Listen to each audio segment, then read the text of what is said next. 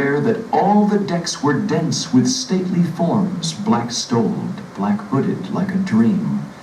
By these 3 queens with crowns of gold, and from them rose a cry that shivered to the tingling stars, and as it were one voice, an agony of lamentation, like a wind that shrills all night in a waste land, where no one comes or hath come since the making of the world. Then murmured Arthur, "Place me in the barge." And to the barge they came. There those 3 queens put forth their hands, and took the king, and wept. 1182. But she that rose the tallest of them all, and fairest, laid his head upon her lap, and loosed the shattered cask, and chafed his hands, and called him by his name, complaining loud, and dropping bitter tears against his brow striped with dark blood. For all his face was white and colorless, and like the withered moon smoked by the fresh beam of the springing east, and all his greaves and cuisses dashed with drops of onset, and the light and lustrous curls that made his forehead like a rising sun high from the dais throne were parched with dust, or clotted into points and hanging loose, mixed with the nightly growth that fringed his lips. So like a shattered column lay the king, not like that Arthur who with lance in rest from spur to plume a star of tournament shot through the lists at Camelot and charged before the eyes of ladies and of kings.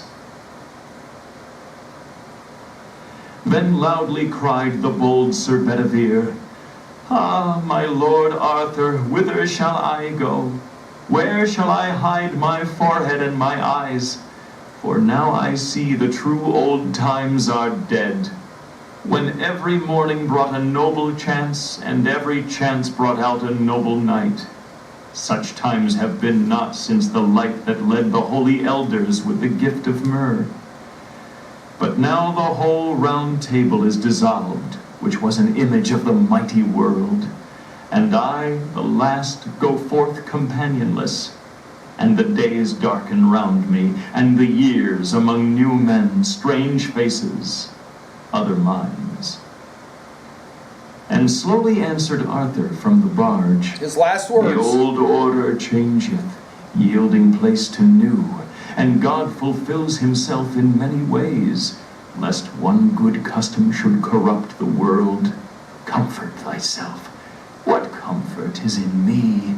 I have lived my life, and that which I have done may he within himself make pure. But thou, if thou shouldst never see my face again, pray for my soul. 1183. More things are wrought by prayer than this world dreams of. Wherefore, let thy voice rise like a fountain for me night and day.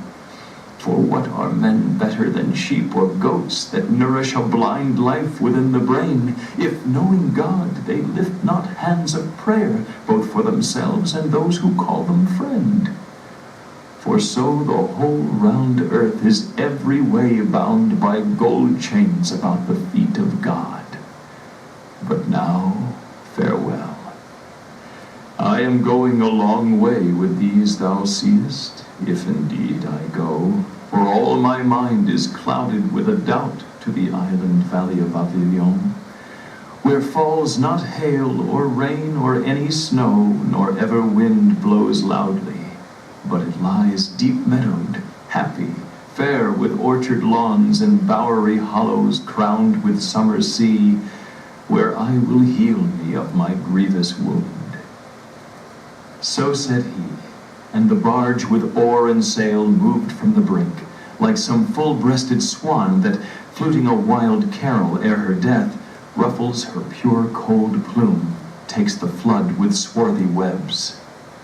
Long stood Sir Bedivere revolving many memories, till the hull looked one black dot against the verge of dawn, and on the mere the wailing died away. Here ended. All right, let's pause for a second. Now, the story of the death of Arthur ends kind of strangely. He throws the sword in Excalibur into the water. It's collected by the Lady of the Lake. He comes back. He tells Arthur. Arthur says, "You have in fact now told the truth. That is to say, you have been a good knight for me." He helps Arthur up. They're walking, and they walk up to the edge of the water where there's a barge and three women, three queens are there. And Arthur is placed on the barge. And then the final words will happen. And we have the key lines, first by Bedivere and then by Arthur in 1182.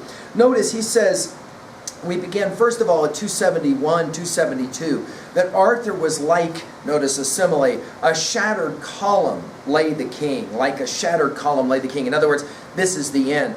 And then Sir Bedivere, he will say it, "Where will I go?" he asks. For now at line 280, "I see the true old times are dead."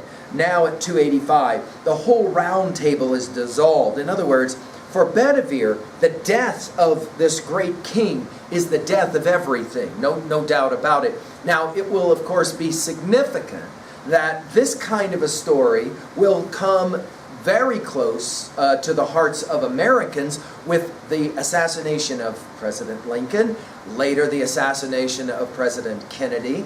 And of course, these lines will also echo that notion of political decline that is significant even in Tennyson's own day. Arthur's response will say a whole lot about the future.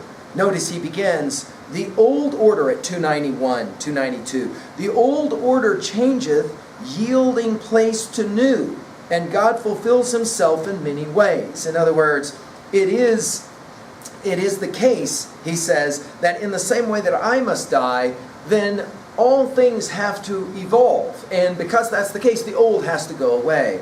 Now, jotted down at 3a, we have in the history of mythology and the history of philosophy, we have maybe one of the most famous renderings of this in Plato's famous dialogue, the Phaedo, a text that we've mentioned before to you, where Socrates, the great hero philosopher, comes to the final moment of his life and he's preparing to drink the required hemlock poison that has been given to him because he is, of course, a violator of the laws of the state, etc., etc.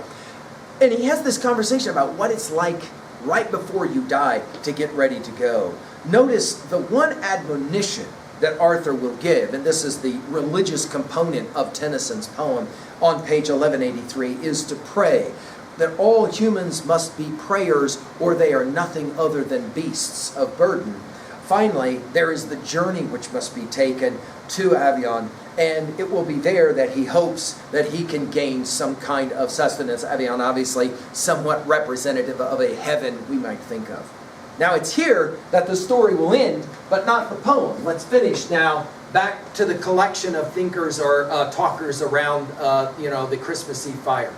Hall, and our last light that long had winked and threatened darkness flared and fell, at which the parson, sent to sleep with sound and waked with silence, grunted, "Good," but we sat rapt. It was the tone with which he read. Perhaps some modern touches here and there redeemed it from the charge of nothingness, or else we loved the man and prized his work, I know not. But we sitting, as I said, the cock crew loud, as at that time of year the lusty bird takes every hour for dawn.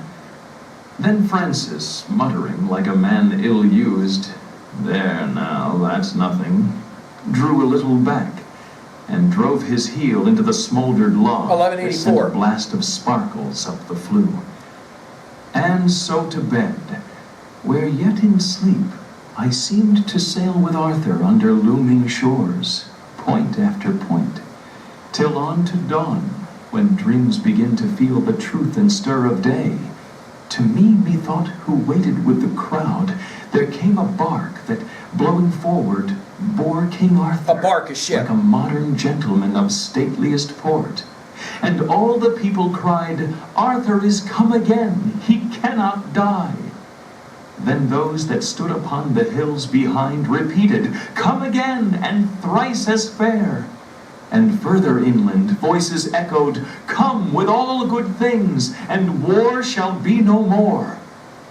At this 100 bells began to peal, that with the sound I woke, and heard indeed the clear church bells ring in the Christmas morn. So the idea at the very end is that they finish the story and it's time to go to bed. But the narrator says, I had this weird sensation, this weird feeling. And then the famous lines about Arthur will come again. Now this is foundational to the Arthurian motif, that Merlin had predicted it, that Arthur will always come back. In other words, when England is in its worst imaginable moment, it might look for the return of Arthur as representative of the greatest king, of the man who is able to lead with honor, dignity, courage. Okay? All right, let's jump to 2a really quickly. What do we want to say here for possible messages? Well, we've got at least 3 in this text. One is that the code of chivalry requires obedience, right? That is to say, humility. If the king tells you to do something, even if it's counterintuitive, you do it anyway. Doesn't matter, right? And of course, he throws Excalibur into the water, and the Lady of the Lake then will receive the sword. Number 2. A second major message is that we have to define our history as always being the old overtaken by the new then becomes the new old, and of course, again, it repeats itself over and over again. Accepting historical change or transformation is a foundational part of our story. Finally, number 3. This notion of praying and hoping is central to this text.